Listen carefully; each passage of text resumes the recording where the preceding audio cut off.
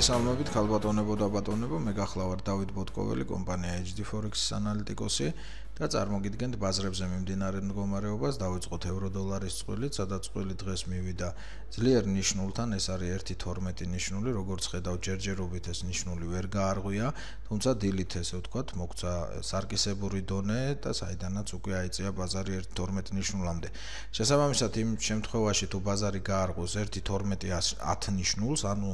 ეს არის ბოლო მაქსიმალური წერტილი, მაშინ ბაზარზე განვითარდება აღმავალი მოძრაობა დაახლოებით 1.12-80 ნიშნულამდე, ზედა ესე ვთქვათ ძლიერი ხაზი, აი როგორც ხედავთ, ეს ძალიან ძლიერი ხაზი არის და შესაბამისად აქ გადაწყდება უკვე რა მოხდება, ანუ ეს იქნება უკვე ორმაგი მდგომარეობა, აქედან ბაზარი ან აიღებს აქცენტს 1.14 ნიშნულისკენ, ან ისევ დაუბრუნდება 1.12 ნიშნულს. აქედან გამომდინარე, დღეისათვის ჩვენ გვაქვს ესე ვთქვათ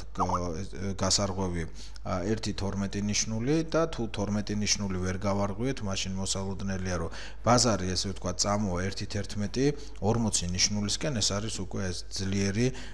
ქვედა ზონა. რაც შეეხება დოლარ შვეიცარულ ფრანკს, აქ უკვე მნიშვნელოვანი არის, რომ ბაზარი იმყოფება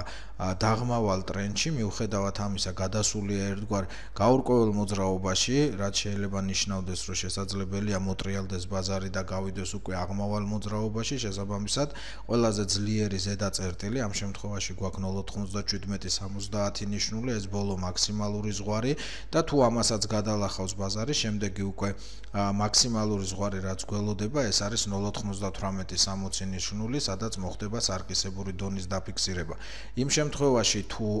უკვე ბაზარი წამოვა დაღმავალი მიმართულებით, ყველაზე ძლიერი ამ შემთხვევაში მხარდაჭერი ზონა აქვს 0.96-40 ნიშნულთან და ეს არის უკვე, რა თქმა უნდა, აქ უკვე გადაწყდება თუ საიწავა ბაზრის მოძრაობა, იმისათვის რომ გაარღვევს აი ამ 0.96-40 ნიშნულს, მოსალოდნელია სულ უკვე 0.95 ნიშნულთან, ხოლო თუ ვერ გაარღვევს და აისხლებს, ისევ რა თქმა უნდა, შეიძლება უკვე ბაზარი ჩადგეს ერთგვარ ფლეტურ მოძრაობაში, სადაც უკვე წინაღობის დონე იქნება 0.17-70, ხოლო მხარდაჭერის დონე იქნება 0.16-40 ნიშნული. რაც შეეხება ფუნტი დოლართან მიმართებაში, ბაზარმა პარასკევს დღეს წინა კვირას უფრო სწორედ სცადა, რომ გაერღვია ქვედა ზღვარი 1.26 ნიშნული, თუმცა როგორც ხედავთ, აისხლდა საკმაოდ ძლიერად და დღეს უკვე ველოდებით, რომ ბაზარი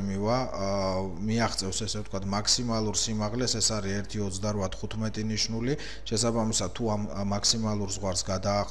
ესე ვთქვათ გაარღვევს და ზემოდან მოგცემს უკვე ერთგვარ რეტესტს, მაშინ უკვე ველოდებით უკვე აღმავალი მოძრაობის განვითარებას, ანუ ეს ბოლო დაღმავალი სვლა შეიძლება მთლიანად შეიცვალოს და გადავიდეს ბაზარი აღმავალ მოძრაობაში. მაგრამ იმ შემთხვევაში თუ 1.28 ნიშნულიდან მოგცა ჩვენ ასხლეტის მდგომარეობა, მაშინ მოსალოდნელია ისევ რომ ბაზარი წამოვიდეს 1.26 ნიშნულამდე, რა თქმა უნდა, ეს იქნება უკვე სიგნალი იმისა, რომ ბაზარი გადავიდა ერთგვარ ფლეტურ მოძრაობაში, თუმცა ეს ფლეტური მოძრაობა საკმაოდ ძლიერი არის, ამ შემთხვევაში ფლეტური მოძრაობა ჩვენ გვექნება დაახლოებით 200 პუნქტიანი და აქედან გამომდინარე მუშაობა უკვე მასში იქნება საკმაოდ მნიშვნელოვანი და კარგიც. რაც შეეხება დოლარი იაპონური იენს, დოლარი იაპონური იენი მივიდა მაქსიმალურ ზღვრამდე, ეს არის 111.50 ნიშნული და ეხლა ველოდები თუ რა მოხდება, ანუ როგორც ხედავთ, ეს ნიშნული არის საკმაოდ ძლიერი ნიშნული, შესაბამისად ამის ზევით უკვე